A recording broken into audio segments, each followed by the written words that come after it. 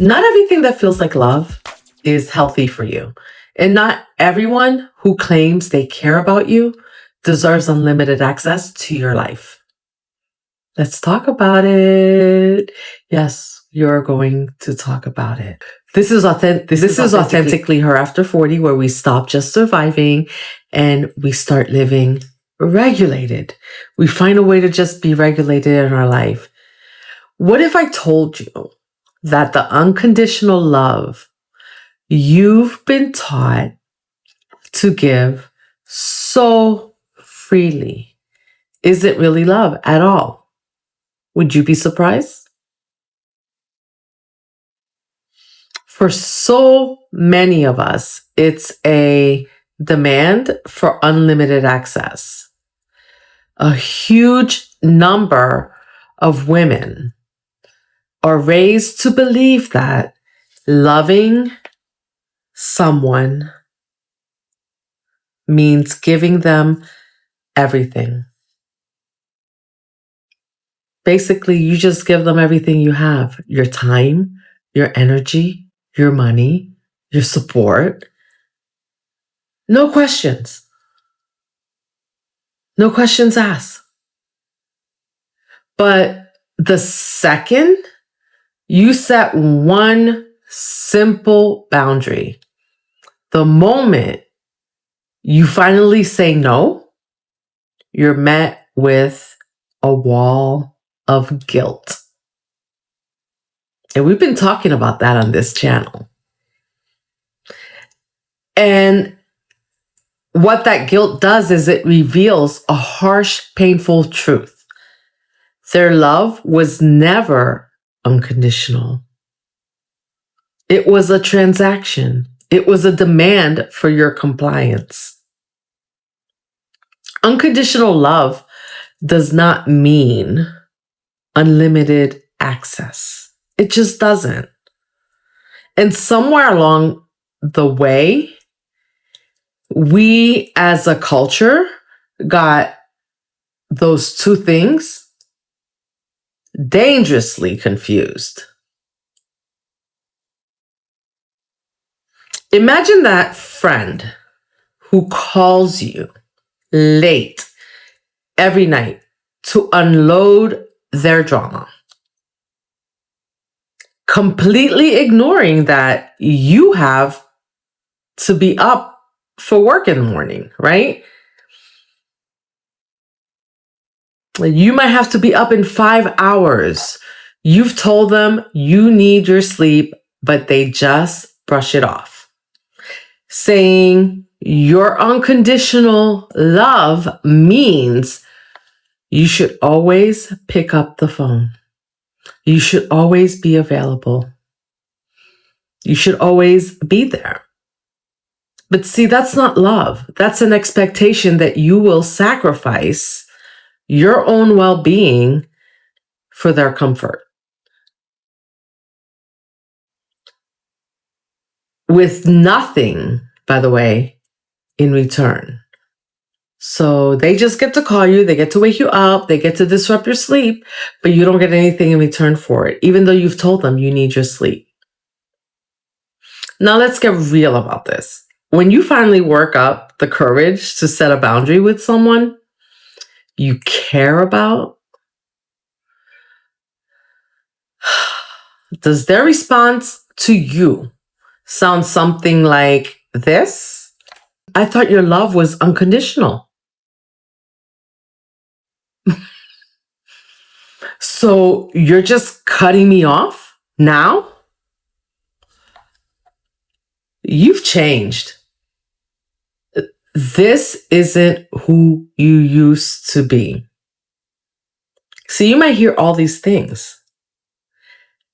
That feeling that hits you in the chest, that isn't their heartbreak.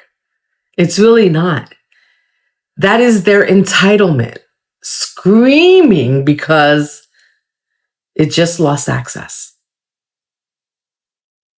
What did it lose access to? It lost access to you. It's a quiet but powerful form of emotional manipulation. And it's designed to make you feel so guilty that you question your own needs. You question what you need as opposed to what they need, and you put their needs above yours. It's a guilt trip, and its only purpose is to pull you right back into a dynamic that serves them, usually at your own expense. And let's be honest about what's really happening. Do you understand what's happening? Think about the family member who makes you feel terrible, right? Just terrible after you decline to loan them money for maybe the third time, right? Maybe you loaned it to them the first time, the second time, and the third time you're saying, no, not this time. They might say, if you loved me unconditionally, you'd help me. But that reaction only shows up when you say no. It wasn't there when you were giving them exactly what they wanted, was it? It wasn't. That tells you something. That tells you that their attachment wasn't to you or to a relationship of mutual care. It wasn't. It was to your resources. It was to what you could give them. And there's psychology behind this. And I continue to talk about the psychology behind this because it's important for us to understand exactly what's going on. First is what it feels like.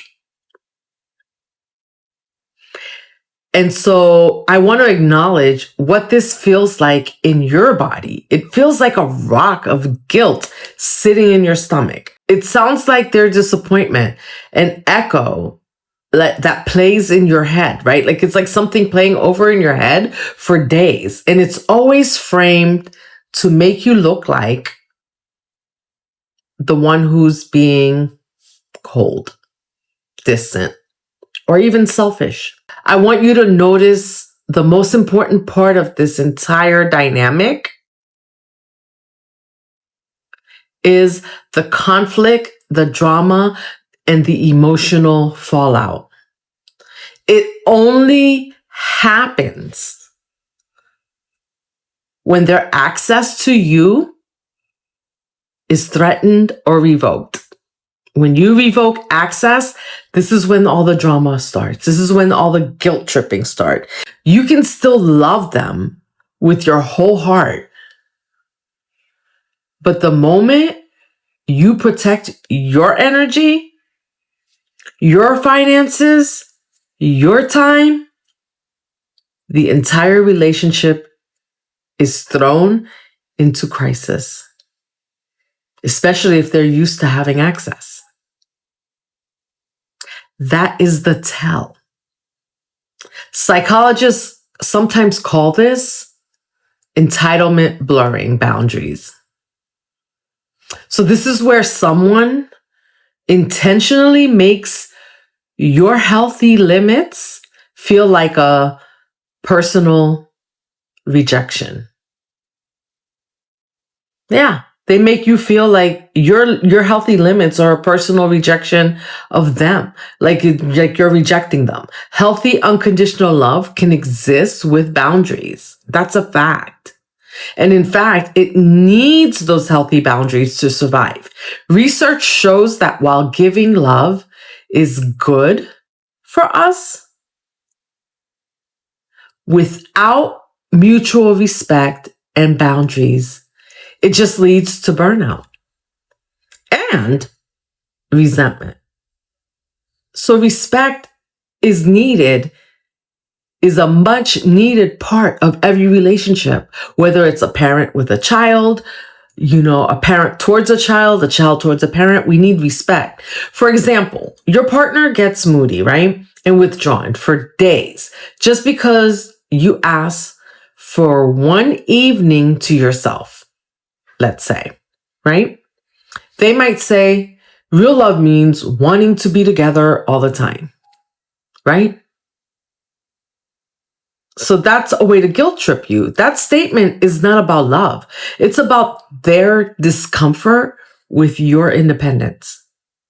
Think about this. Pause and think about that for a minute. It completely ignores that healthy relationships require you to say, I love you deeply, and I also need some space. Everyone needs space. We need space to recharge, right? So we can show up as a better person in the relationship. Without that space, you do not show up as a better person. And another thing is like,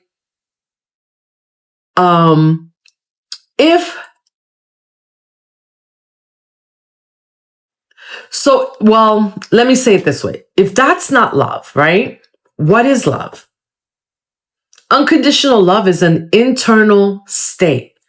It's wishing a person well from the bottom of your heart. It means you don't use their pain against them or plot revenge when you feel hurt. That's unconditional love. It is a well of compassion that lives inside of you for the other person. That's what unconditional love is. And here's what unconditional love is not. It is not a requirement to provide unlimited resources and labor to someone else. It does not mean you must be on call 24/7. And it absolutely does not mean you have to tolerate disrespect. Absolutely not. Because one of the pillars of a good relationship is respect. And access is relational. Love is internal. Entitlement is the thing that intentionally blurs the line between the two.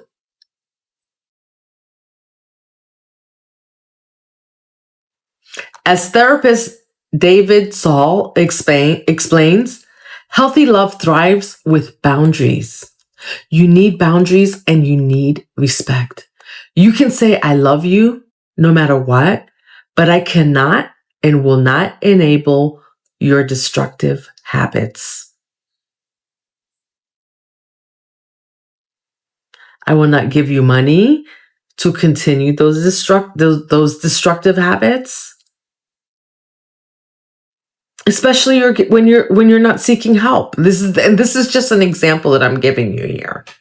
When love isn't met with respect, it becomes a one-sided toxic dynamic that leaves one person exhausted, right? Because you're expected to give without asking any questions, without caring for yourself.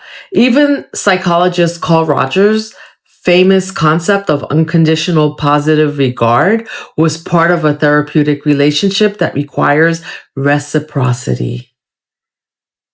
Do you understand? Like, it's a give and take. There's a give and take in that.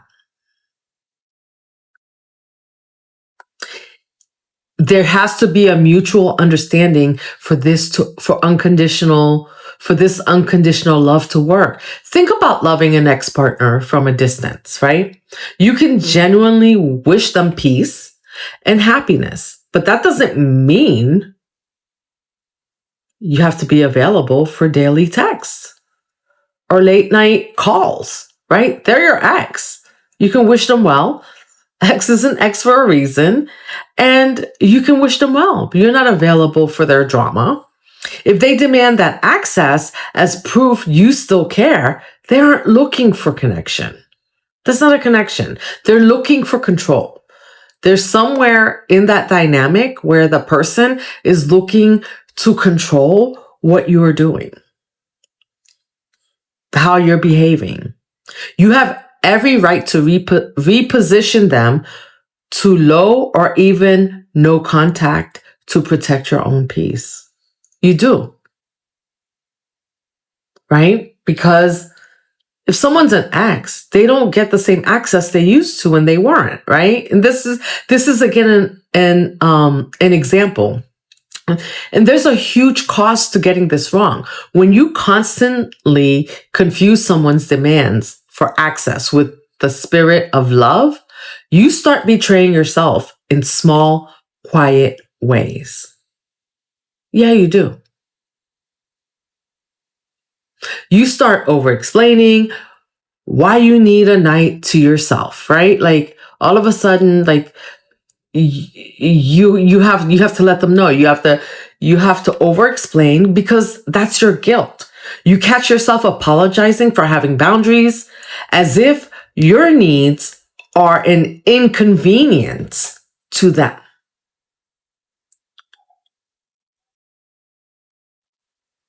Can you see with me where there's something wrong with that?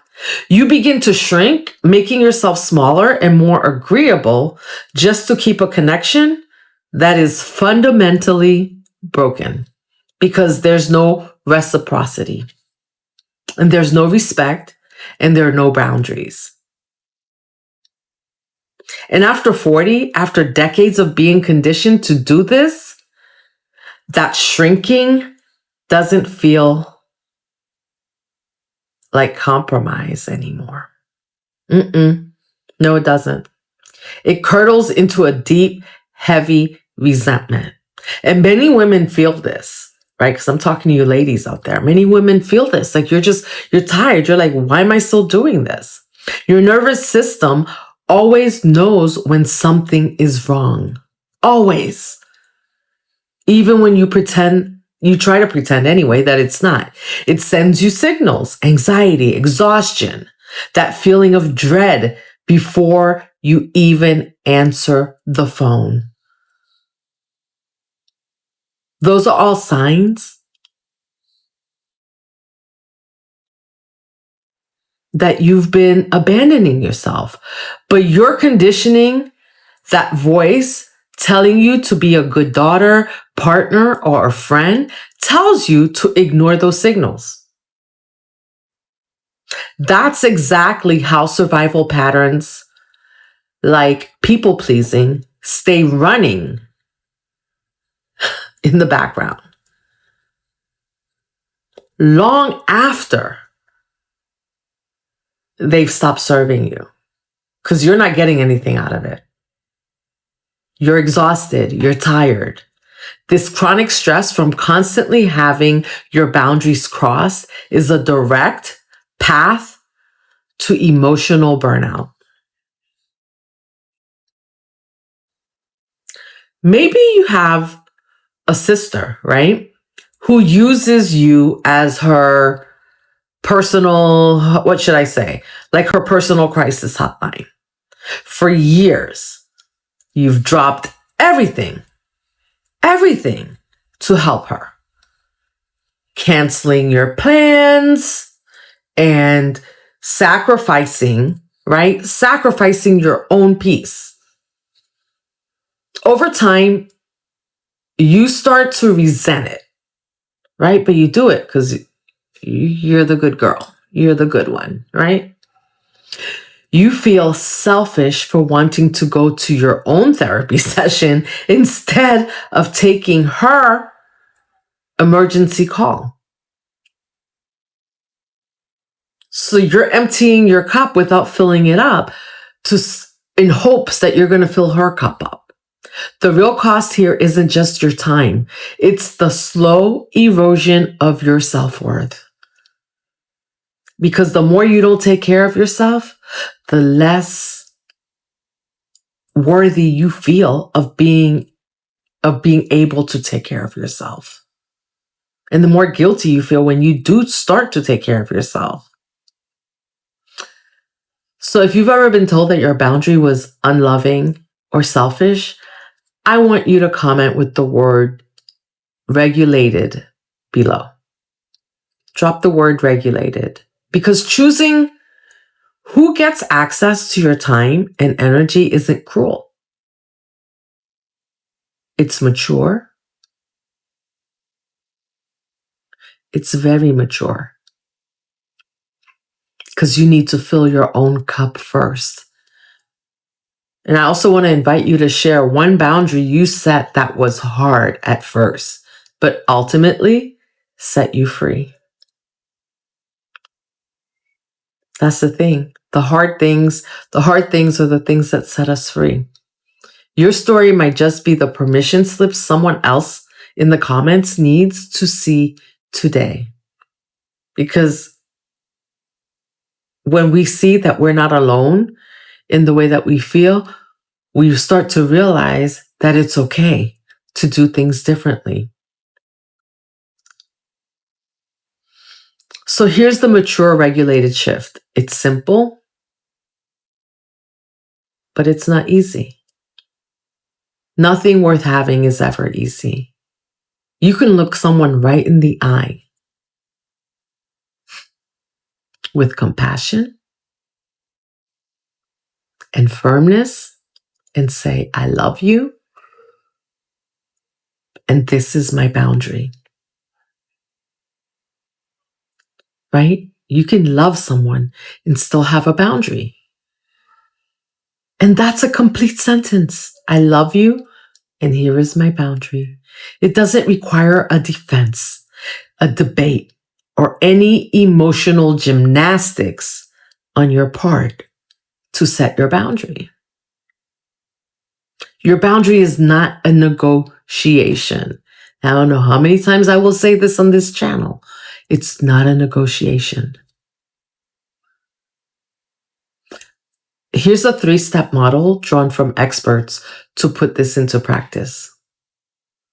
What you want to do first is you want to get clear with yourself first. Before you say a word, know your limit.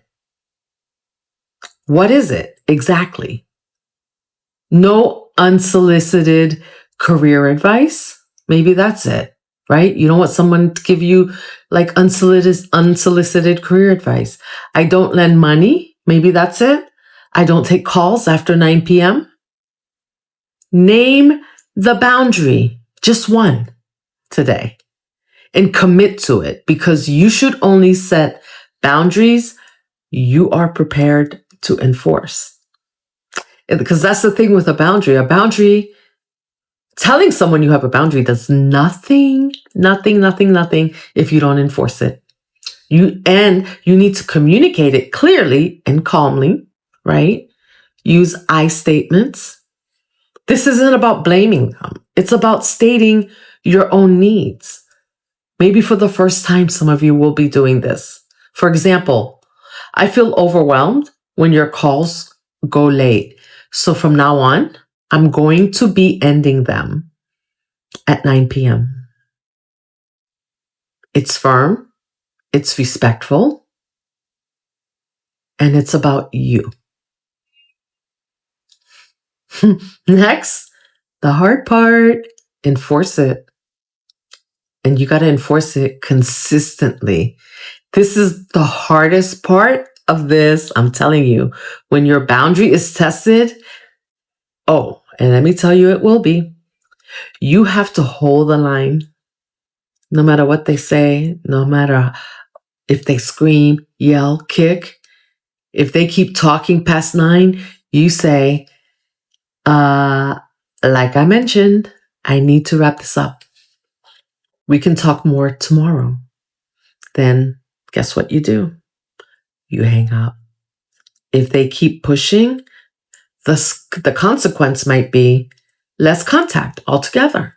Hey, we'll talk twice a week instead of every night. And remember, if someone only feels loved by you when they have unlimited access and unchecked access to every part of you, they were never attached to your love. It wasn't about the love. They were attached to the control your compliance gave them when you complied to what they wanted. So again, this is about control and not about love. So the guilt tripping about unconditional love is not about love, it's about control.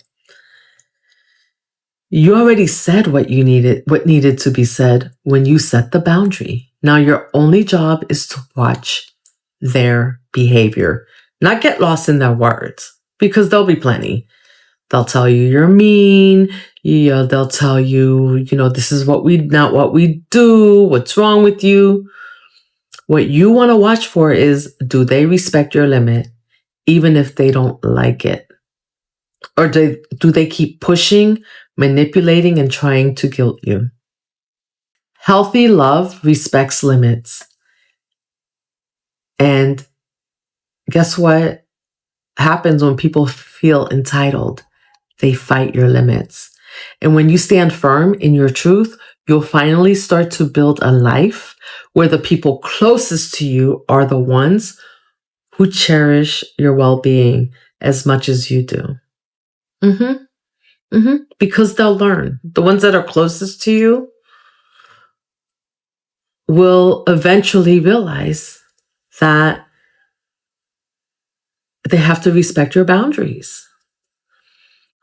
So anyhow, strong doesn't mean exhausted. Regulated doesn't mean passive. This is life after survival. I will see you in the next one.